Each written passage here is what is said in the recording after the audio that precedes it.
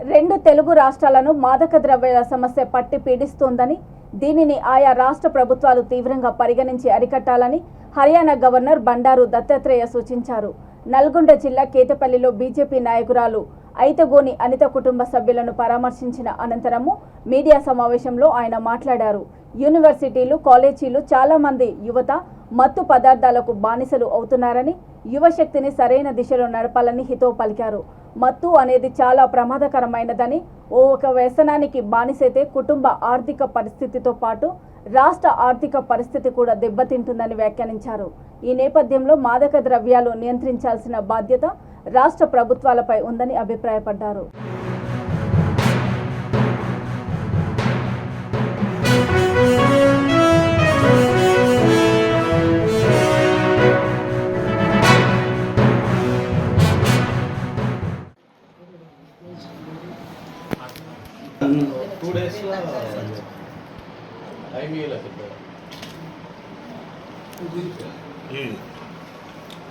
హోటల్లో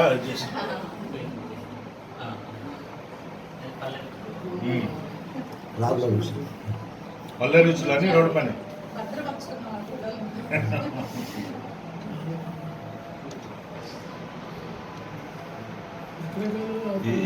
ఈ జిల్లాల శ్రీరామ జన్మనవమి సందర్భంగా నేను తెలుగు రాష్ట్రాల ప్రజలందరికీ హృదయపూర్వకమైన శుభాకాంక్షలు తెలియజేస్తున్నాను. ముఖ్యంగా రాముడు మనకు ఒక మర్యాద పురుషోత్తముడు, ఆదర్శమూర్తి. అలాంటి రామరాజ్యాన్ని కోరుకోవడమే ఈనాడు ప్రజల యొక్క వాంఛ. ఆ రామరాజ్య స్వీకరణే ధ్యేయంగా ఉండాలని నేను భావిస్తూ ఉన్నాను. ముఖ్యంగా ఈనాడు తెలుగు రాష్ట్రాల్లో, రెండు రాష్ట్రాల్లో మాదక పదార్థాలు యువతను పట్టి పీడిస్తున్నటువంటి అతి తీవ్రమైన సమస్య. యూనివర్సిటీస్లో, కళాశాలలో, అలాగే అనేకమైనటువంటి ప్రాంతాల్లో కూడా